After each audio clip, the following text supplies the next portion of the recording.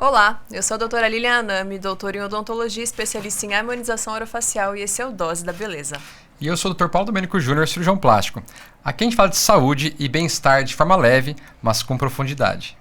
Hoje o tema é daqueles que ainda parece tabu, mas merece ser tratado com naturalidade e informação. Porque saúde também é desejo, afeto e conexão. E sexualidade faz parte do nosso equilíbrio físico e emocional. E para falar sobre isso e as mudanças da mulher após os 35 anos, com responsabilidade e acolhimento, a gente recebe a psicóloga Cris Borges. Mas antes de começar, a gente precisa agradecer a quem nos apoia. Esse episódio tem o apoio da Ariane Vilas Boas, da Advocacia em Direito Médico, um escritório especializado em direito médico que entende a realidade e os desafios de quem atua na área da saúde. Com suporte jurídico especializado, o médico atua com mais segurança e tranquilidade e sempre de forma preventiva.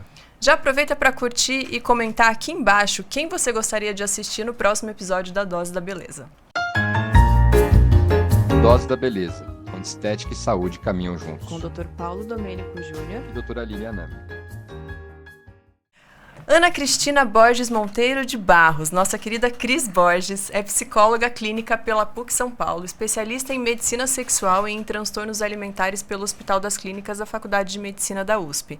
Especialista também em psicologia perinatal pelo Gerar, é fundadora de iniciativas como Espaço Gerando Vida, Espaço Pertencer e Adolescendo. Atua em programas de assistência a gestantes e acompanhamento clínico, incluindo 10 anos no Ninho, assistência a gestantes do assentamento Pinheirinho, em São José dos Campos. Com experiência em psicoterapia e terapia sexual, atualmente atende homens, mulheres e adolescentes com diversas demandas clínicas.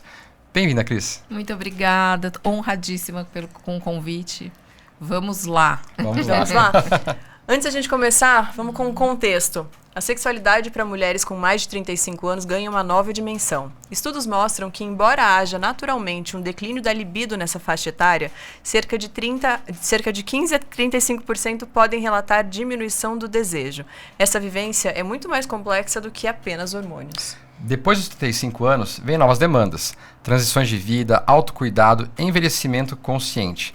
E se percebemos que aquela intensidade sexual muda, precisamos olhar de forma mais integrada na saúde física, emocional e autoestima.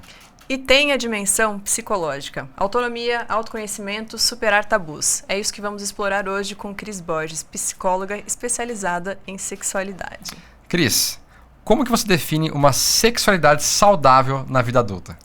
Bom, primeiro a gente parte do princípio da Organização Mundial de Saúde, né? Então, assim, que é a nossa referência para depois chegar no consultório e oferecer alguma coisa que está dentro do que a gente tem de preceito científico. A Organização Mundial de Saúde fala que sexo saudável é sexo entre adultos, ou seja, maior de 18 anos, vivos e humanos, né? Aí você fala, uau, porque a gente tem todas essas variações que seriam parafilia. O que eu gosto, né, no meu jeito Cris de definir isso? Não acho que é com 18 anos que é saudável, ou antes você não vai ser, depois vai ser.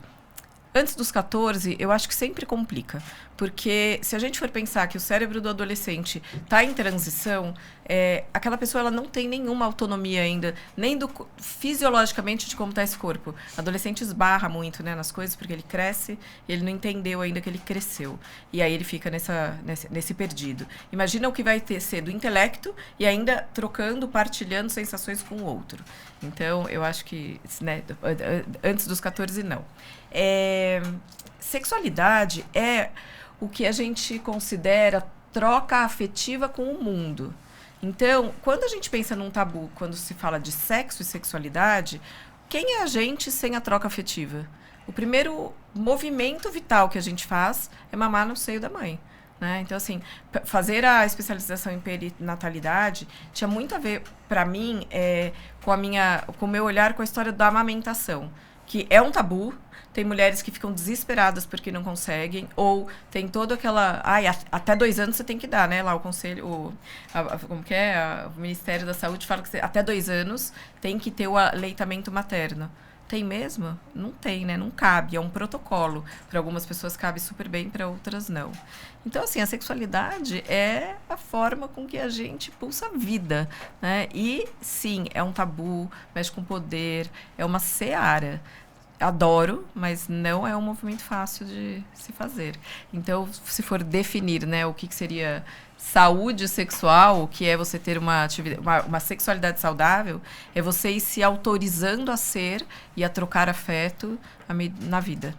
À medida que você vai crescendo. Isso pode ser muito amplo, né? Isso pode ser muito amplo, é uma definição. Tudo. Porque não tem a ver com a atividade sexual, né? A atividade sexual é lá a pontinha do final, né? Você tem um percurso que, se não é fluido... Então, por exemplo, se você sofre um olhar dos pais porque você tem sobrepeso, ou se você tem uma tia velha que não deixa você beber refrigerante, só as outras crianças porque você é mais gordinha, você já trava ali.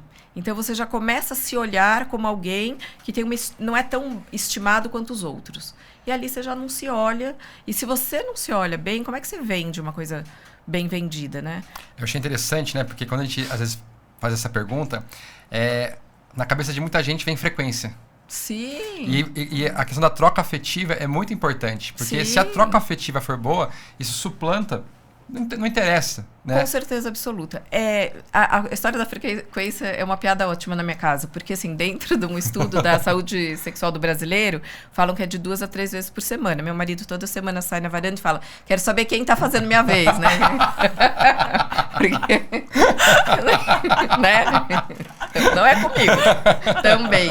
Mas não existe, né? Mas a gente pegou lá um grosso, que daí você pega lá, né, um estudo enorme, que tem uma parte da população que tem menos... Porque, assim, a gente tem uma energia vital da criatividade. Então, olha, isso que vocês estão fazendo. Não dá prazer de vocês estarem pensando, é um novo programa, vocês estão ali super empolgados com isso. Então, isso também nutre de prazer. Então, você não precisa só ter prazer na atividade sexual. Quem tem uma desnutrição de outras fontes de criatividade que dão prazer, você acaba... Eu, inevitavelmente, troco sexo por rede e livro. Eu tenho que tomar cuidado, né? Não sou denunciada. Médias são feitas de números menores e maiores, né? Não necessariamente porque você está nesses extremos. Exatamente. E aí, também, se a gente for pensar, né, é uma pesquisa enorme, super legal da Carmita Ábido. Mas, assim, se você for pensar, a gente está falando da frequência. Uhum. Só que existem casais que transam todos os dias e não tem. Não, eu só compareço, eu não dou, eu empresto, eu vou ali, mas... Então, assim, existem casais que transam todos os dias e que curtem, que faz parte daquele movimento, só que tem que ser fluido. Sim. Não pode ser assim, tem que ser todo dia, vamos bater. Tem uma pesquisa também de um casal que ficou um ano inteiro tendo atividade sexual. E ele foi perdendo ereção ao longo do tempo, ela já não tinha mais libido nenhuma, começou a não ter lubrificação, se machucou. Por quê? Não tem, né? E eles fizeram lá essa tal dessa aposta. E depois eles falaram do quanto comprometeu de fato o desejo, porque não foi fluido. Não era espontâneo, era fazer parte da pesquisa lá, né? Existe, de fato, um apetite maior e mais frequente dos homens em relação às mulheres? Muito maior, e isso é biológico. A gente hormonal, corpo... Então, é um ciclo de respostas, né? E, assim, ele é multifatorial. Ele tem, sim, hormonalmente, o hormônio, mas tem também... O que faz com que o homem tenha desejo, ele é muito mais fácil. Ele é visual, e o homem, ele tem o que a gente chama de desejo espontâneo. Então, a partir do momento que ele olha alguma coisa que faz sentido, ele já começa a ter toda uma irrigação do assoalho pélvico muito rápido. A mulher, não. A mulher, ela tem que se sintonizar com alguma coisa... E que também, assim, já caiu, né, ao chão essa história de... não, porque daí a mulher, ela tem que receber flores, bombom. Não é o caso. Pode ser o caso para algumas, mas tem mulheres que não ligam sexualidade com a fofura e o romance. Sexo é sexo, carinho é carinho. Tem mulheres que têm horror, por exemplo, do alisar, sabe? Vai alisando. Fala, o dia que você quer alisar, pra gente ficar carinhoso assistindo série. O dia que você quiser namorar, você me pega com, de fato, oi, tô aqui, quero ter uma atividade sexual. Então, assim, tem variações, né? Agora, o que de fato a gente tem, claro, e isso é super legal, qualquer Google que a gente dá, você coloca lá, ciclos de resposta sexual. O da mulher, ele é circular. A gente tem um desejo que a gente chama de responsivo. Ele tem que responder alguma coisa que é como se fosse um fogão a lenha. Você coloca ali a lenha, aí começa a pegar fogo, daqui a pouco a lenha tá meio úmida, apaga, você tem que ter de novo. E aí você pode... E a mulher, por exemplo, ela pode estar lá pensando na lista de mercado e entrando nesse movimento, e daqui a pouco alguma coisa faz com que responda. O homem não, ele olhou lá, a mulher, sei lá, saiu do banho, deu uma olhadinha que acha que vai estar... Opa, né? Ou o parceiro. Fala, nossa, sempre alerta, estou afim. A mulher não, a mulher demora, para. Então, assim, é biológico. Não dá, eu tô toda hora acesa. Se a gente for conversar com essa pessoa do toda hora acesa, ela faz um movimento que nutre de fantasia e aí ela tem esse desejo responsivo de uma forma mais rápida, mas é responsivo. Então, a diferença é biológica. Legal. E assim, a gente percebe com a mudança de rotina, cada vez mais difícil, a mudança hormonal que vai acontecendo, principalmente com as mulheres ao longo depois dos 35 anos, né? A gente vê muitas mulheres procurando uma reposição hormonal não recomendada, né, pelas sociedades médicas. Então, acaba indo usar, às vezes, esse hormônio, porque isso já aconteceu com um paciente minha, sou cirurgião plástico, ela falou assim, doutor, o que você acha sobre isso? Porque a gente tem 4 amigas, as 4 reclamavam da atividade sexual, 3 passaram num profissional que deu uma reposição para elas, as 3 aumentaram o apetite sexual e agora eu sou uma estreia no ninho, né? E agora eu acho que eu preciso disso, tá? Quanto que você acha que o abuso dessas substâncias está afetando talvez que seria uma normalidade do apetite sexual? Talvez assim, olha, você está feliz com o seu marido, você tem uma frequência que para você tá ok? Talvez você não tenha que se comparar com outra pessoa. Quanto que você acha que essa coisa do hormônio pode influenciar?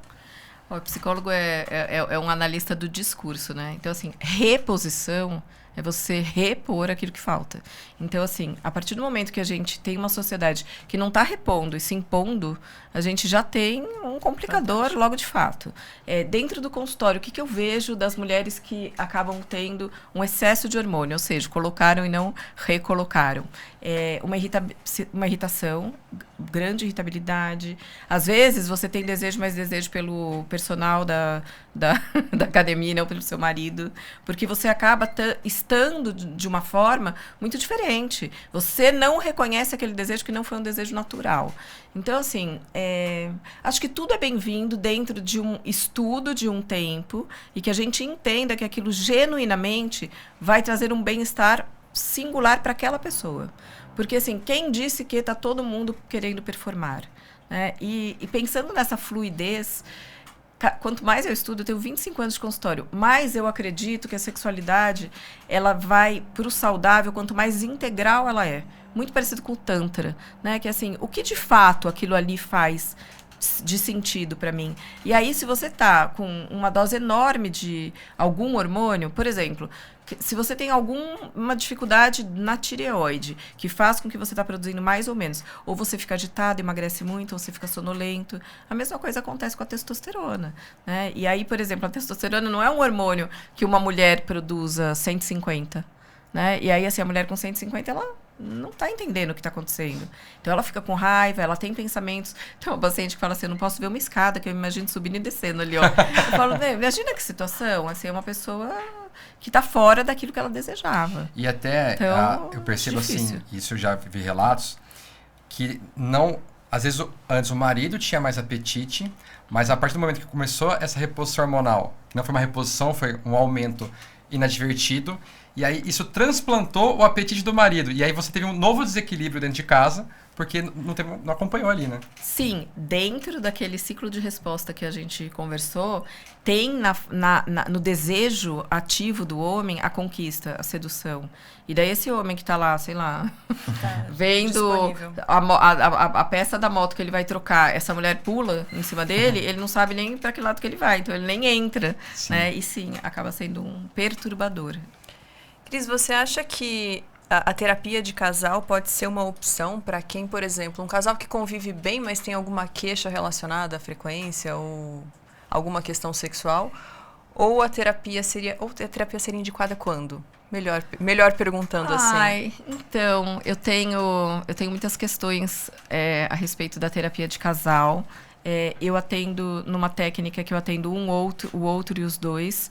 E exceto se não existe um segredo muito sagrado que quebre a confiança ali, ou quebre o combinado entre eles, eu falo que existe o meu, o seu e o nosso.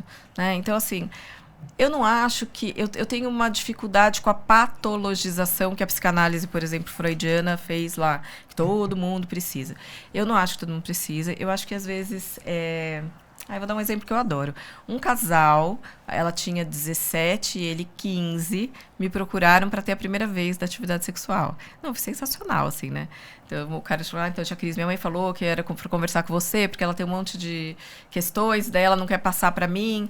Foi super bacana, porque assim, aí eu atendi um com todas as questões, o outro, e depois eu dei uma mini palestra para os dois, mas sem expor questões deles. E falei muito, ensinei isso, do quanto é importante. Primeiro, eles entenderem que a gente tem uma bússola dentro da gente que fala claramente. O bebê, quando vai pôr o dedo na tomada, ele sabe que ele não pode. Ele olha para a cara da mãe, né? Essa bússola vai funcionando. E se a gente coloca e expõe um casal, às vezes quebra um pouco a erotização. Eu acho que é muito delicado. E assim, se eu puder, eu não coloco em terapia junto, casal. Eu atendo um outro, oriento. Orientação é super legal. Vai lá, daí a gente orienta, isso aqui. Tipo, tô com baixa libido, o que aconteceu? Um perdeu o emprego, o outro tá vivendo o luto dos pais. Ou eu tenho, né, os filhos. Uma recorrência enorme é a mudança de papéis. A mulher pós 35, 40 anos, geralmente é o momento que está tendo filho.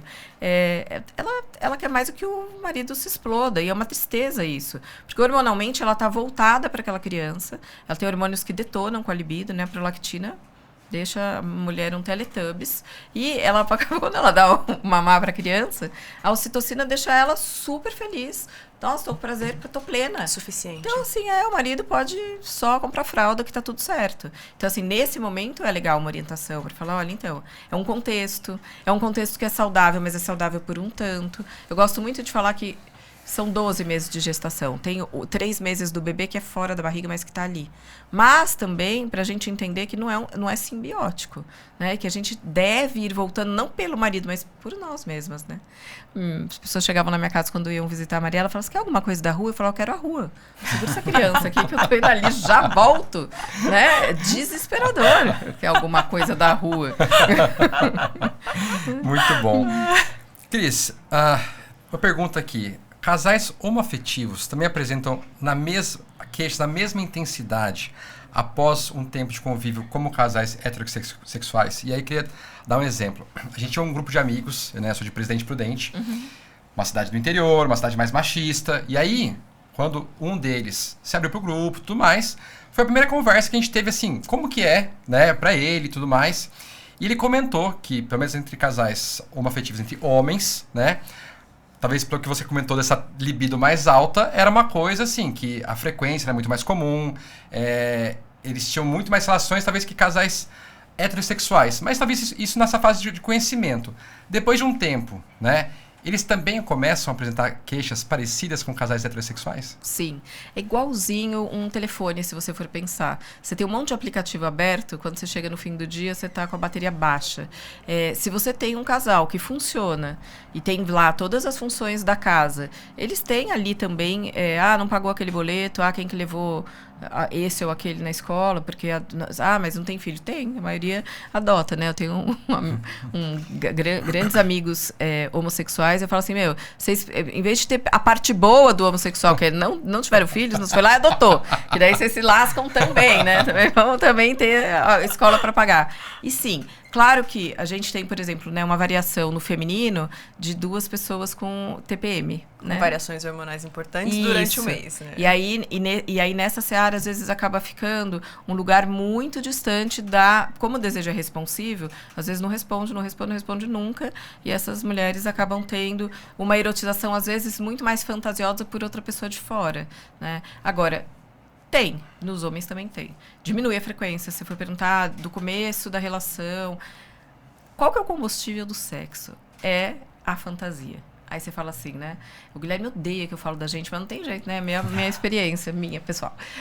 Eu tô há 33 anos de idas e vindas, enfim, mas ele é meu parceiro há 33 anos. O que me faz ter uma erotização por ele? Fantasia. Se você não tem fantasia, se você não tem algo que você trabalhe ali para que aquilo ali te dê, você vira seu amigão, amigãozão. Assim, né? Não dá. Então, você tem que É por isso interessante a admiração no casal, né? Porque se você não vai se fantasiar com alguém que você não admira. Essa frase eu já falei várias vezes em vários lugares, mas já falei pra Lilian também. A gente não dá pra quem a gente não admira. Isso é um fato. Você empresta até não dá. Claro, porque é isso, né? Você olha pra aquela pessoa, aquilo lá te... Ai, que delícia que eu tô, né? Você foi campeão de novo de judô domingo. Já tô. Esta semana estou com um parceiro novo na minha casa, campeão de judô no domingo. Muito bom. Na minha sequência aqui, a gente precisava falar sobre o uso indiscriminado de estimulantes sexuais. Tadalafila, principalmente não, mas talvez por homens que não precisem disso. Essa questão de redes sociais, disso virar uma bala de gominha que se compra em qualquer canto, de etc. Performance. A competição, né, entre como deveria ser uma performance ideal e tal. Como que você enxerga o uso dessas substâncias e o que você observa, o que você imagina que isso vai ter como consequência dessa vida futura para essas pessoas? Super complexo e assim, eu poderia ficar aqui 8 anos falando, mas vou tentar ser sucinta na medida do possível. Primeiro que assim, né, Tadalafila não é um estimulante como as pessoas acham. Você precisa ter desejo para você conseguir ter a manutenção dessa ereção. O que ela faz, na verdade? Ela segura o retorno endovenoso. Então, se você não olha para alguma coisa que te atraia, que você não tenha vontade, você não vai ter ereção. E aí, não tendo ereção, aquilo não vai fazer sentido nenhum. Tem uma piada horrorosa entre urologistas, que o cara vai lá no urologista e o urologista fala, toma, chega na sua casa e procura sua mulher. Aí o cara chega em casa e fala assim, nossa, doutor, tá ótimo aqui, não sei o quê, mas eu não tô achando minha mulher. Daí ele fala assim, tudo bem, então pega a funcionária. Não, mas com a funcionária eu não ia estar precisando. É ridículo, claro, mas assim, por quê? Lá dentro da fantasia desse cara, que com a funcionária funcionava e com a mulher não mais porque não tinha erotização, não precisava do Viagra. Porque ele não traz, né, desculpa, eu falei o nome, não. Mas enfim, a Tadalafila não precisava daquilo. Só que aquilo mantém só a ereção. O que hoje a gente vê? Primeiro, as duas coisas que... E essa parte também eu morro de medo para fogueira, mas tem duas coisas que me nutrem o consultório, infelizmente, de pessoas adoecidas sexualmente. A pornografia e a igreja. E literalmente na mesma proporção. Por quê? Dependendo de como você olha, vira uma muleta e vira um lugar que a sexualidade, ela tá num lugar de muito profano. E se você busca uma vida sagrada e em paz, você não consegue dar conta de ter atividade sexual. Até você entender que a atividade sexual é sagrada sim, e que faz parte daquilo, que dentro de um bem-estar você pode estar, faz parte do teu corpo, da tua saúde sexual, você não consegue ir. E por que a pornografia faz mal, né? Eu acho de muito mau gosto, mas quem assiste a pornografia é uma performance. E quando você olha aquilo, você nunca vai se olhar naquela pornografia. E você tenta... Quando a Lelê, por exemplo, pegou uma escova pela primeira vez, provavelmente ela fez exatamente o que ela fez, que via você fazendo, né? Quem aprende sexualidade com a pornografia, ele vai tentar fazer aquilo e ele nunca vai conseguir. Ele não vai ter nada daquilo que ele está vendo ali. Então, ele já começa a vida sexual numa angústia muito grande. E aí, o que ele faz? Ele vai buscar algo que mantenha uma super master blaster ereção, porque a ereção natural dele não vai funcionar daquele jeito. Aí, ele olha lá e fala assim, nossa, né, tô ferrado, tô lascado. E, começando a vida sexual, tentando performar, essa pessoa já não consegue. Ela começa a ser um disfuncional logo no começo. Eu atendo pacientes com 25, 30 anos que nunca tiveram uma ereção efetiva sem medicação. Então, e se a gente for pensar que antes de 60, 65 anos, se a gente não pega um paciente crônico que tenha ou diabetes ou pressão alta, ele não pode, não existe na literatura médica disfunção erétil biológica por causas físicas. Então, olha o psíquico desse ser, como é que tá todo atrapalhado. E, pós-Covid, piorou demais, assim, porque as pessoas sentiram uma impotência, enfim. Também aí tem essa história do outro me trazer a morte, né? Então, você vê como é psíquico. Essa questão da pornografia que você falou, achei interessante, porque isso vai de encontro, talvez, com a nossa próxima pergunta. Que é, desde que você iniciou... Porque, assim, eu acho que a pornografia sempre existiu, né? Mas acho que hoje dá de muito mais fácil acesso do que no passado, né? Desde que você iniciou a sua carreira, as queixas da parte sexual dos casais elas são parecidas ou elas mudaram com o tempo? Então, por exemplo, agora você tem a pornografia sendo uma coisa a mais, atrapalhando talvez a vida desses casais na parte sexual. Então, todo esse tempo de carreira, mudou as queixas ou elas são parecidas? Eu acho que, assim, a estrutura é igual, muda o tema, a temática, mas a estrutura é igual. O que eu acho que a gente perde muito com esse fácil acesso é que, por exemplo, e não que seja menos pior, tá? Mas se você pensasse antes numa revista de fotografias do nu, masculino ou feminino, você tem que ativamente criar na tua cabeça um enredo para aquela figura que você está vendo. Então você olha ali, aquilo ali é algo belo, e isso faz com que você tenha desejo de pensar naquilo. Quando chega um negócio pronto, você não tem nem a criatividade. E você se imaginar naquilo é muito complicado, né? Porque você fala assim, nossa, como é que eu vou performar aqui na minha vez? E aí você vê que você não vai. Então, assim, eu acho que hoje a grande temática tem a ver com a exposição, com a possibilidade de atividades não lícitas e de traição virtuais, porque antes era só o marido não ir na mesa do bar, hoje o marido está deitado do teu lado e a esposa, e vocês podem estar tendo vidas extraconjugais no telefone. Então, a persecutoriedade da angústia da traição está muito maior. E que, assim, é descabido se a gente for pensar. Eu falo que a gente só pode fazer acordos e combinados com quem, de fato, a gente confia. Eu raramente faço um contrato com o paciente, porque eu trabalho com subjetivo. Como é que eu vou provar que eu entreguei para você uma saúde mental? Como é que você vai... É muito complicado. Então, dentro do meu espaço. E, por exemplo, do mesmo jeito que eu faço um acordo e eu preciso confiar no pedreiro que fez os pilares da minha casa e saber que eu não vou cair, dentro do meu casamento também. E não é porque meu marido está no telefone, ou ele está atendendo, ou ele está demorando no banheiro do shopping, que eu vou ficar em pânico, né? Sim. Então...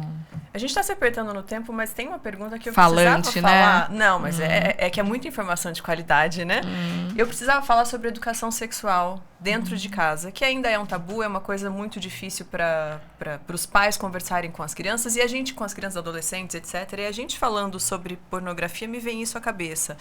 Como fazer diferente? Como fazer com que esses adolescentes tenham uma educação sexual que não seja dada às custas da pornografia, enfim? Regras fundamentais. Primeiro de tudo, a gente não palestra para os filhos, a gente responde o que os filhos querem. E a gente responde aquilo que a gente sabe. Se a gente não sabe, a gente fala para os filhos, não sei, vou pensar. Outra coisa, não dê um Google e vá falando o que tiver. Tem um monte de gente escrevendo sobre sexualidade, tem atrocidades, das piores, né? Desde alguém que tenha 1000 tabus e que daí vai passar isso para você, que vai passar para seu filho. E os filhos escutam a gente como esponjas. Eles querem uma orientação, por isso que eles vieram pedir. Aprenda com eles. A gente tem que ter essa leveza de entender.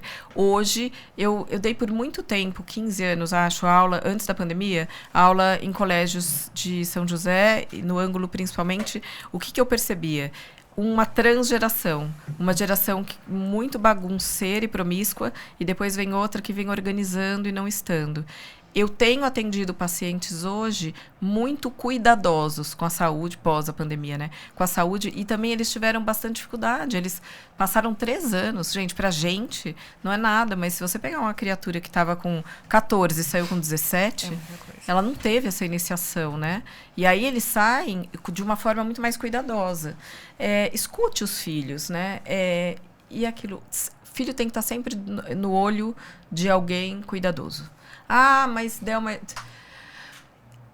Nunca a gente repara o leite derramado. Nunca, nunca. Mas tem, mas é uma ferida para sempre. Então, tem esse cuidado. A educação sexual, para mim, é isso. É a escuta. É você tentar ouvir e trabalhar junto. Tudo aquilo que você constrói com... O adolescendo é isso, né? Eu faço grupo de adolescentes e eu literalmente construo com. Então, às vezes, vem uma pergunta que eu não imaginava na vida. Do tipo assim, tia, e aí? Assim, você acha que ter um orgasmo, e na hora que você tá quase tendo um orgasmo, você dá uma chupada no vape, e aí o que você vai... Sentir. Você esperava essa pergunta? Eu não. Assim, né? Desprevenido aqui, né? Pronto, vamos conversar sobre, entendeu? É isso. É sobre isso. E muito bom. Sempre interessante a gente pensar que é muito legal a gente não passar... Eu gosto muito de um exemplo que, assim... A família, ela passa um pouco de água suja para você, das coisas que ela trouxe. Se a gente tem consciência, você vai passar menos água suja para sua filha, que vai passar menos para outra. Então, na hora que você for passar água, dá uma organizada para não passar água suja. Um pouco menos já pode fazer diferença. Com certeza absoluta. Legal. Excelente, hein? Muito bom. Cris, a gente tem alguns quadros aqui no podcast. O primeiro deles é o Fazia e Não Faz Mais. Eu quero saber das suas abordagens em psicologia, em sexualidade. O que você, como profissional, fazia e não faz mais? Eu me formei em psicanálise, eu atendia no divã e hoje eu não faço mais.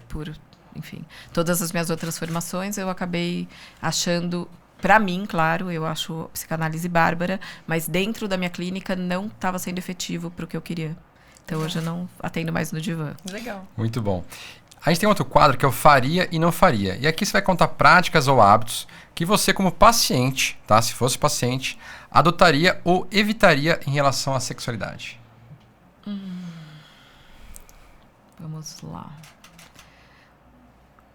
Que difícil. Eu acho que um aqui você acabou falando, né? Que é a pornografia, né? Eu acho que essa é uma coisa que... uma coisa a evitar aí que poderia prejudicar a saúde do casal em relação a isso, né? Sim. Eu acho que é engraçado que você com muita consciência, eu nem me imaginava fazendo isso. Mas uma coisa que eu acho que...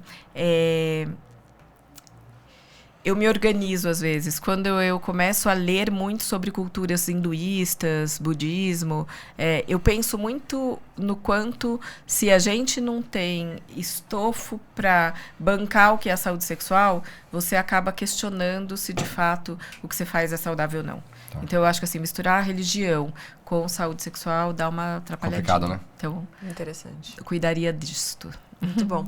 Cris, agora a gente vai para o Dose Única. Eu vou te apresentar 5 situações e eu queria 5 respostas ou, enfim, indicações de uma terapeuta. Casal com libido muito diferente. Vai embora, não, brincadeira. Não, alguém não, né? Ambos estarão sofrendo. É isso. Uma indicação vá buscar o que está acontecendo com essa libido. Mulher que sente culpa por não ter desejo. Tá tatuada nessa pessoa a história da mulher na sexualidade, infelizmente. Homem com dependência desse estímulo pornográfico. É uma patologia. É disfuncional. É tratável? Sim. Como se fosse um vício. Sim. E assim, é muito legal a gente fazer a transição da pornografia para o erotismo e depois para alguma coisa de sedução, porque daí você ensina, né? Porque se você fala assim, tirou a pornografia, esse cara vai ficar... Ele não sabe. Ele nunca trabalhou com fantasia sem isso. Então, a gente vai fazendo essa transição. Alguns que gostam de ler até para uma literatura, mas assim, tem muitos filmes que eu indico que tem a ver com sedução, que aí você vai ter que pensar naquilo. E aí você vai trabalhando a fantasia de uma forma clínica saudável. Muito bom. Casal com vergonha de conversar sobre sexo. Tá perdendo tempo. Pessoa com bloqueios por experiências negativas. Precisa se dar oportunidade de novas experiências. Se não estivermos vulneráveis, a gente não vive, a gente só existe. Perfeito. Muito bom. Adorei. E por fim, Cris, tem o nosso último quadro, que é o Por Trás do Carimbo, né? E para fechar aqui, conta pra gente um hobby, uma curiosidade da sua vida pessoal, né? Tenho certeza que quem te ouviu aqui adorou esse papo e quer saber alguma coisinha sobre você que não tá no seu dia a dia das redes sociais, do seu consultório, que você pode dividir aqui com a gente. Vamos lá, o que eu adoro? Então, estou no momento, né, meio ano para meio século, farei 50 anos em janeiro, e eu decidi que eu quero aprender línguas. Então, eu vou fazer um intercâmbio esse ano para a Espanha, o ano que vem vai ser para Itália e no outro para Londres. Que legal. Eu acho que essa é uma coisa que, enfim, é nova para mim também, mas é super... Eu adoro conhecimento, eu estou sempre estudando, mas eu confesso que, assim, línguas nunca foi alguma coisa na proficiência para a gente... para eu fazer todas as minhas pós-graduações, eu precisei ler algumas línguas, mas eu nunca consegui falar. E aí, agora estou com esse projeto multilínguas. Legal. Que legal. Não, e fazer um intercâmbio é muito legal, porque além da língua tem a questão da cultura, né? Então, ajuda muito. Que legal. Muito bom. Muito obrigada. Eu adorei. Foi uma delícia, ficaria aqui mais um tempão. A gente também. É isso. Falar de sexualidade é falar sobre saúde, identidade e liberdade. Isso acontece em todas as fases da vida, né? A gente espera que esse episódio tenha ajudado você a refletir sobre o quanto o desejo pode e deve ser cuidado com respeito e naturalidade. Já aproveita para seguir a gente no Instagram, no arroba Dose da Beleza, onde a gente encontra alguns cortes dessas conversas tão interessantes por aqui. E também segue a gente lá no YouTube. Toda semana tem um papo novo, sempre com responsabilidade e acolhimento. A gente se encontra no próximo Dose da Beleza.